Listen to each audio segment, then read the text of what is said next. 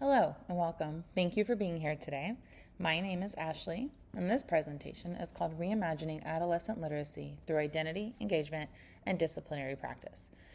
As educators, we often think about literacy in terms of reading levels, comprehension skills, or assessment data. But throughout this course, I have learned that adolescent literacy is much more complex than that, especially coming from an elementary background. So literacy is deeply connected to identity, motivation, culture, relationship, and then students' experiences. So today I want us to rethink what literacy looks like for adolescents and consider how we can create more meaningful and engaging literacy experiences in our classrooms. So today's presentation focuses on four main goals. First, we'll rethink what counts as literacy in adolescent classrooms. Second, we'll explore how identity, culture, and motivation shape literacy engagement. Third, we'll examine disciplinary literacy and what it means for students to think like historians, scientists, and literary critics. And finally, I'll share practical classroom strategies that educators can apply immediately. So my goal for this presentation is for it to feel relevant and practical and not just theoretical. So I want you to be able to take something away from it today to apply to your own classroom. So I want to begin with a quick reflection. So think about a student who says they hate reading or seems disengaged during literacy tasks. Now I want you to ask yourself this question. What do they read, watch, create, or engage with outside of school? I know in my own classroom, I teach intensive reading for ninth graders, and I can tell you about 90% of them hate reading. They just are disengaged. They don't want to do it because they've been in intensive reading classes since they were in sixth grade, and they hate it. The curriculum is not engaging. It's not relevant to them. I try my best to make it interesting, especially using historical texts and scientific texts and bringing in videos and things to kind of give them some more background knowledge. And that seems to help, but it's just not relevant for them. And I'm having to do a lot of things outside of what the curriculum wants me to teach just to get them engaged in it. So many of our students who are labeled as struggling readers are actually highly engaged in literacy practices, but outside of the classroom. They might be participating in online communities, reading fan fiction, creating videos, gaming, using social media, or interacting with multimodal texts every day. And I can tell you the cell phone struggle is real in the high school classroom. They are always making TikTok videos when we're not learning. They're always on social media. They're always texting.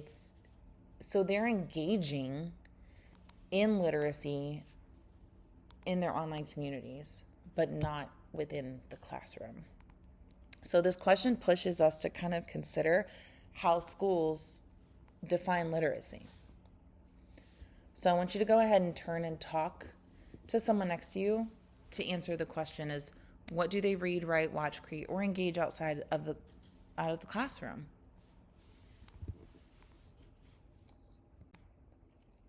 Okay, so one major issue in literacy education is that schools often define literacy too narrowly.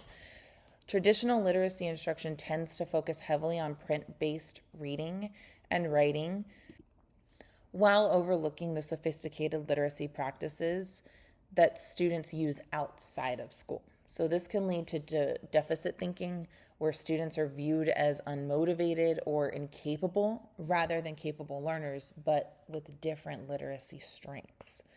So when literacy instruction feels disconnected from students' identities and lives, engagement is naturally going to decrease.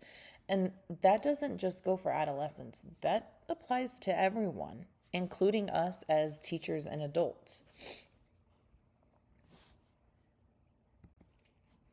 So research throughout this course consistently showed that adolescent literacy is social, cultural, and identity-based.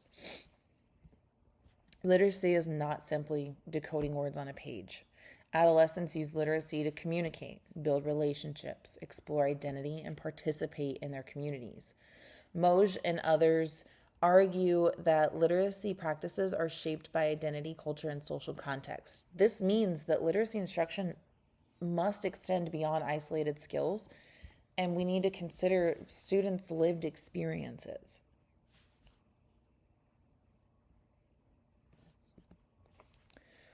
One of the strongest themes across readings in this course was the relationship between literacy and identity. Students are more likely to engage with literacy when they see themselves reflected in these texts and classroom experiences. Tatum explains that literacy experiences shape how adolescents understand themselves and the world around them. When students feel invisible in curriculum or disconnected from texts, engagement is going to suffer. This is why representation and culturally responsive instruction matter so much in the classroom and in our curriculum.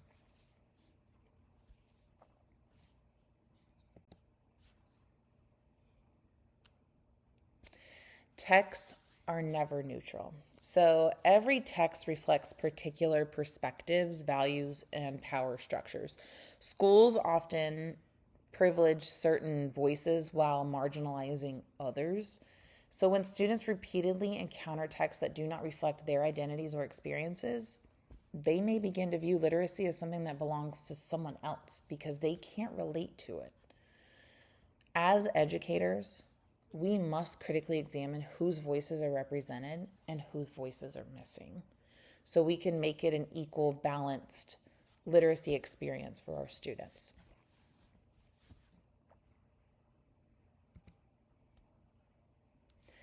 So adolescents engage in literacy constantly outside of school or in school when they're hiding that they have a cell phone. They participate in digital communities, social media spaces, gaming environments, music cultures, and fan fiction communities. These spaces require students to read, write, analyze, communicate, collaborate, and create. So they're doing all the things that we want them to do in the classroom in these digital spaces. So in many cases, students demonstrate more engagement and persistence in these literacy spaces than they do in a traditional classroom. And why not? It's relevant to them and it's something they enjoy doing, so they're engaged in it. So research reminds us that these literacies are valuable and so meaningful to our adolescents.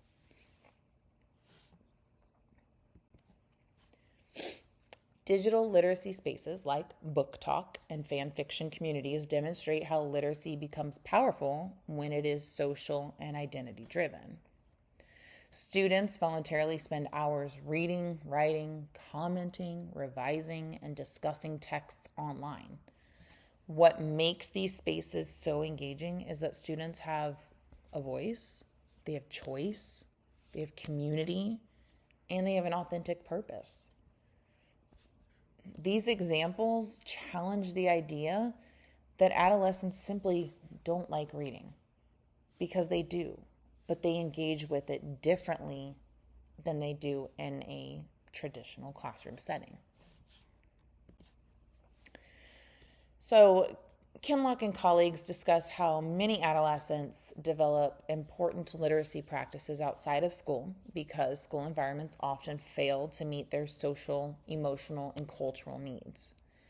Community spaces allow students to build identity, resist deficit narratives, and create counter narratives about who they are. This research reminds us that literacy is connected to empowerment and belonging, and not just to academic achievement.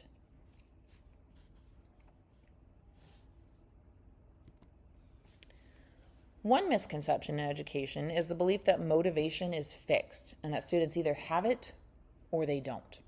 And I've seen that firsthand in my classroom when students are reading a text that is relevant to them or they are interested in, or I've given them some background information using video, other digital spaces, they become motivated and engaged and want to learn. But it's not they either have it or they don't, because then the next day I might be doing a text that isn't relevant to them, and they don't understand the concept of it or what it's about, and they are zoned out. They are not engaged. They are not learning. They are not reading. They don't want to do it. There's no motivation there. So motivation research tells us something very different than motivation is fixed. You either have it or you don't. It's shaped by instruction, relevance, relationships, and opportunities for success. When students feel like they can do it and they see the purpose in the task and what they're getting out of it, and they experience the autonomy, engagement increases dramatically. And I've seen it firsthand in my own classroom. So these quotes capture a major idea from this course. Students are not inherently unmotivated. Often tasks lack relevance, authenticity, or connection to their lives, which is why they don't want to do it. So when literacy becomes meaningful, students experience success and motivation grows. So a myth is that students just aren't motivated. The reality is motivation is shaped by instruction and purpose. A myth, motivation is something students either have or don't have. Reality, tasks lack relevance, purpose, and agency. So O'Brien's research on multimodal literacy showed that students labeled as struggling readers often demonstrated high levels of competence when engaging with digital media. Students use video creation, gaming, digital storytelling, and media composition to express ideas and build confidence. These experiences helped students redefine themselves as capable learners.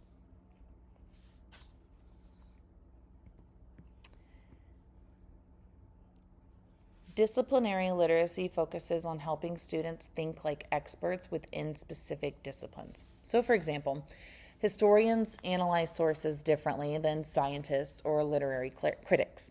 Students need explicit instruction in how different disciplines construct knowledge, evaluate evidence, and communicate ideas. So, they must think like historians, think like scientists, and think like literary critics. All of those different disciplines think differently and evaluate things differently. So we have to teach them how to think like those people. So today's students must do much more than simply comprehend text.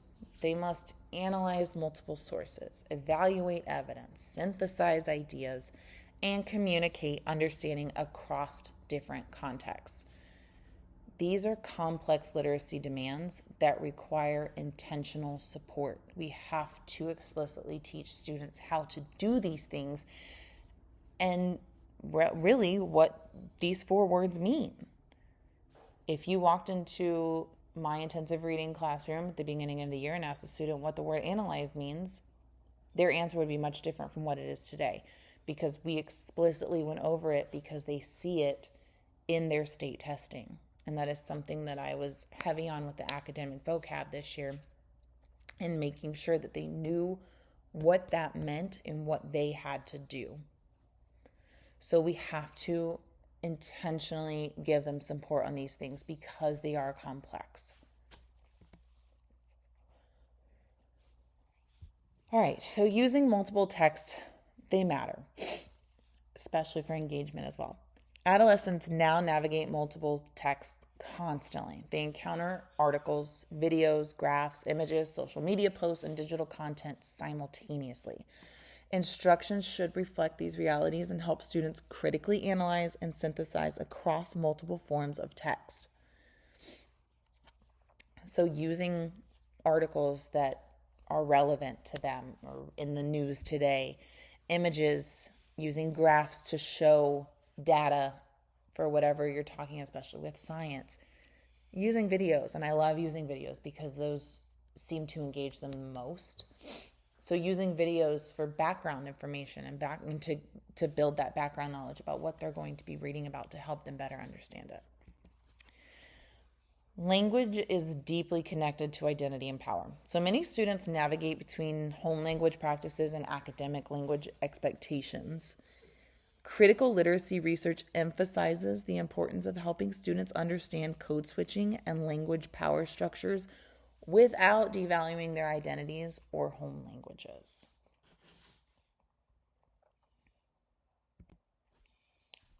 Inclusive classrooms. So, inclusive classrooms look like diverse texts, student voice, representation, and then the feeling of belonging. Inclusive literacy classrooms honor students' identities, experiences, and voices. Students need opportunities to engage with diverse texts and participate in spaces where they feel represented and valued. Inclusive classrooms increase belonging, engagement, and participation. So when a student feels like they belong there, that their opinion is valued, that the teacher truly believes that they can learn, then they feel like they belong. Then they are more engaged and they want to do the work because they want you as the educator to know that you're not wrong about them. So literacy instruction is also a social justice issue. Texts, curriculum choices, and classroom discussions shape how students understand themselves and society. Critical literacy instruction encourages students to question dominant narratives, analyze inequities, and recognize the power of literacy in creating change.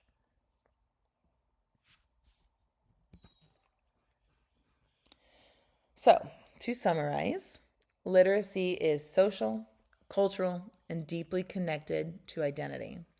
Motivation is shaped by instructional experiences, not fixed traits.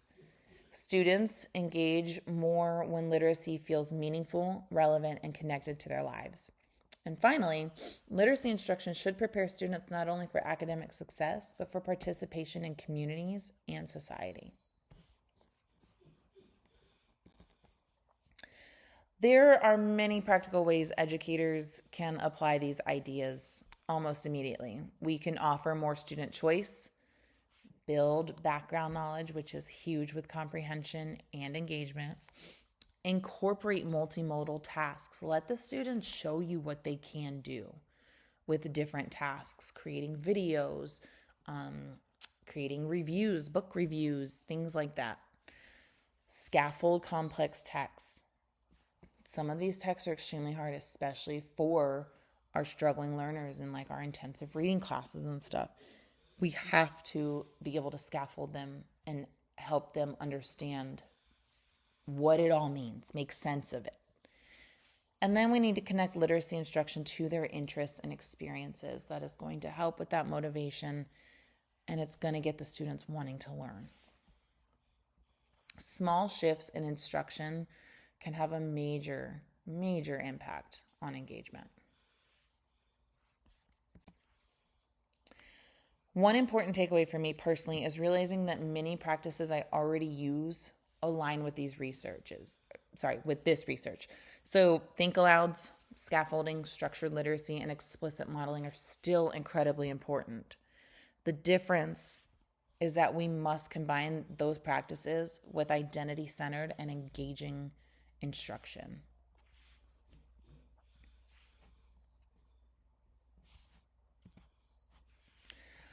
So I want to end this with a reflection. What is one change you could make immediately in your literacy instruction? And what is one belief about literacy or student engagement that this presentation may have changed? I can tell you that after taking this course, one thing that I wanted to change immediately was the use of multimodal tasks for my students and having them express their learning in different ways. What belief may need rethinking, a belief that I had? I would say probably the motivation part. I wouldn't say that I thought it was fixed. I definitely know that it just depends on the student, but I feel like that there is more that we can do as educators to motivate our students, especially by including literacy that's just relevant to them and makes sense to them and represents their identity. So literacy leadership is not limited to formal leadership roles. Every educator has the ability to advocate for students, influence colleagues, and create more equitable literacy experiences. As literacy educators, we have the responsibility to bridge the research and classroom practice. We need to bring them together. So I want to leave you with this final thought. Students are not struggling readers because they lack ability. Often, they are readers schools have not yet fully reached. Our challenge is to create literacy instruction that honors who students are while helping them grow into who they can be. Thank you so much for listening to my presentation. I hope you enjoyed it as much as I enjoyed making it.